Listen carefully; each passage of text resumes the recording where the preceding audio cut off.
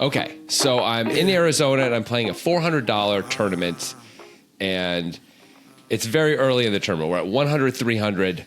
We got 30K effective. I actually just sat down at this table even. So I just sat down in the tournament, but I've got 100 blinds. And it folds to me in the cutoff, and I've got deuces.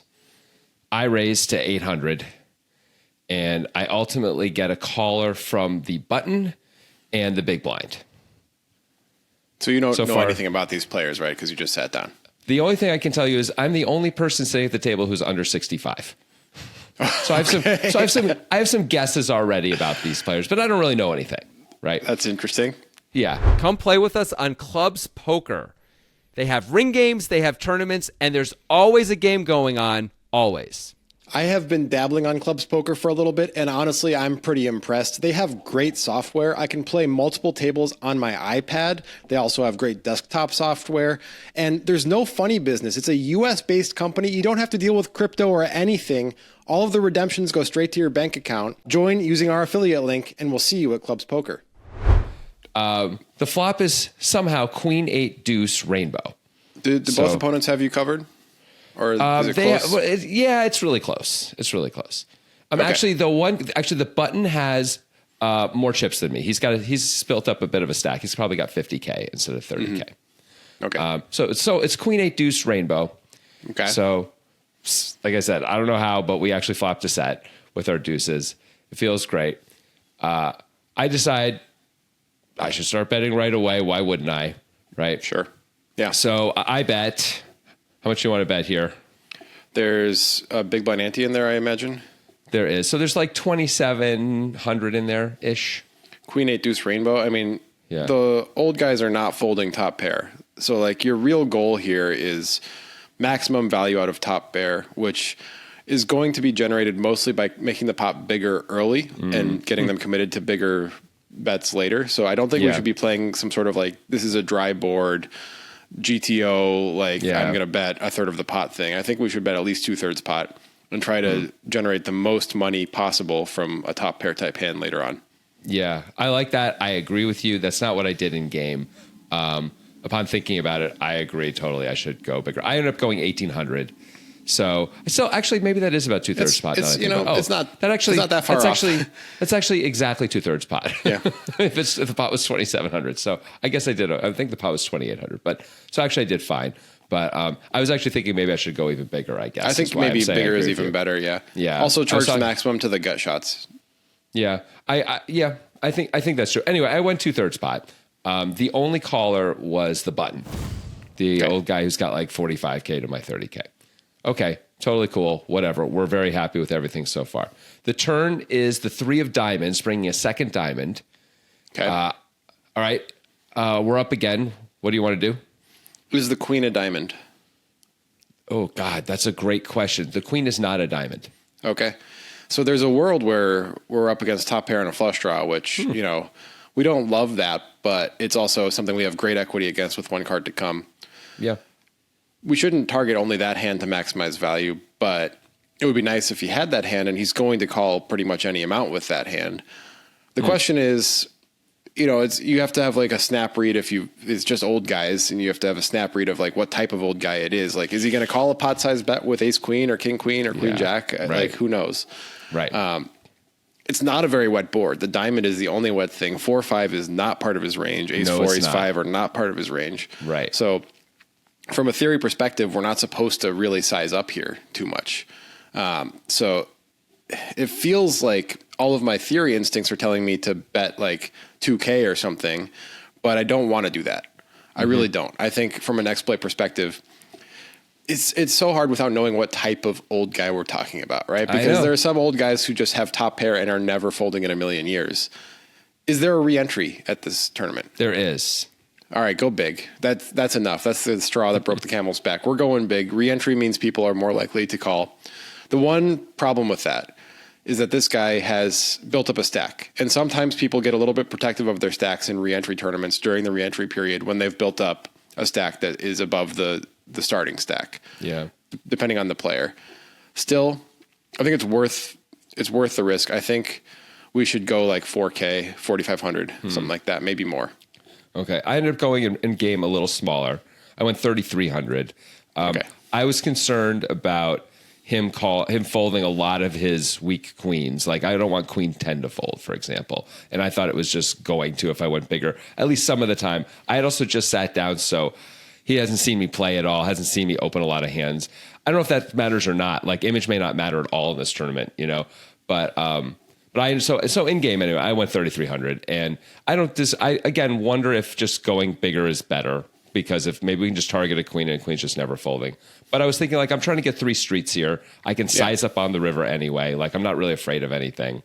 So I went 3,300, and somehow, some way, the guy takes 2 5K chips and throws them into the pot and raises to 10,000. Well, this is a little bit scary. I mean, my immediate concern is a set of 8s. Sure. It feels like the most likely hand that he has for value. I don't think he has a ton of queen 8. I don't know anything about the guy, but just based on it being a poker player who sat at a poker table, queen 8 is less likely holding than a set of 8s. It was a 3 on the turn. It's unlikely that he has a set of 3s. I guess it's possible, but that seems pretty unlikely. Although that does feel like, as played against like the standard player who's not going to play super tricky, the most likely value holding if he's not going to slow play a set of 8s. Mm-hmm. I guess I'm a little concerned about a set of 3s the more I think about it. That feels a little icky, but it's also like an old guy who knows anything about him. He could have ace queen and be like, I got him now. Like I trapped him and I have ace queen and I got him now. Like, sure. Or aces. Who knows? I just don't know.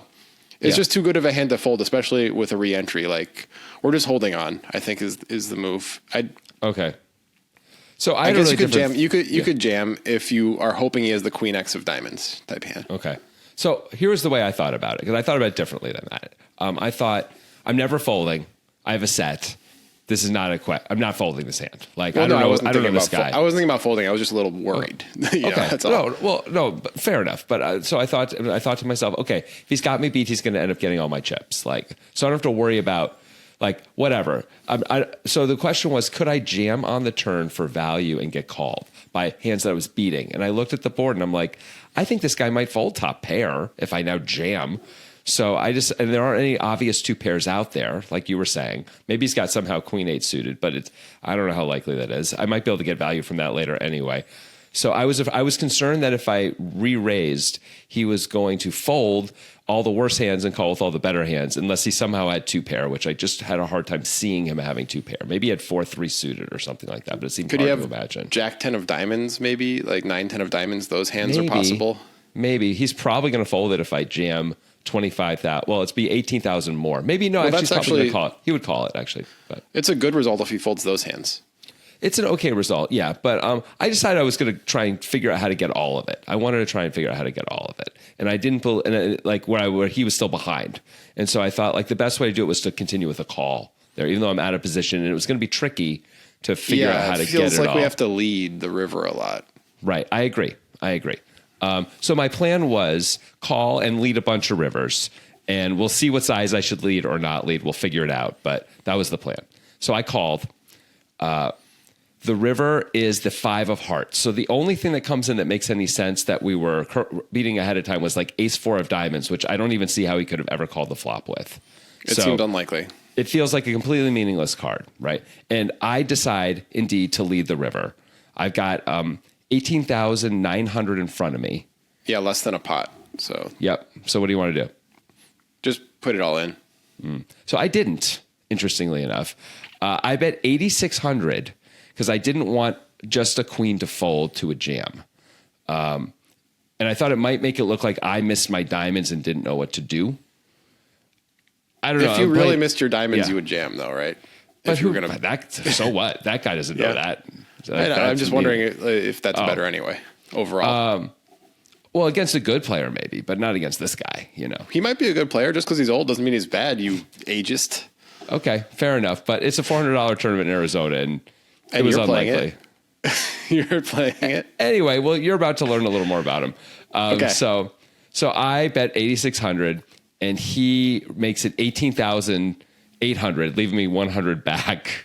Which is awesome. If he did it on purpose, it's so awesome. And he is my favorite poker player. I like him better than Doyle Brunson, Phil Ivey combined. He did not mean to do that. I will say it turned out he did not mean to do that, but he did.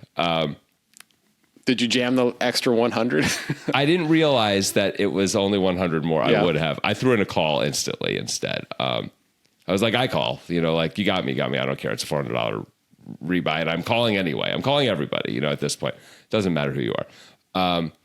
So I call, and he turns over pocket sevens. What? For the absolutely nothing, makes no sense. I have no idea what's going on hand.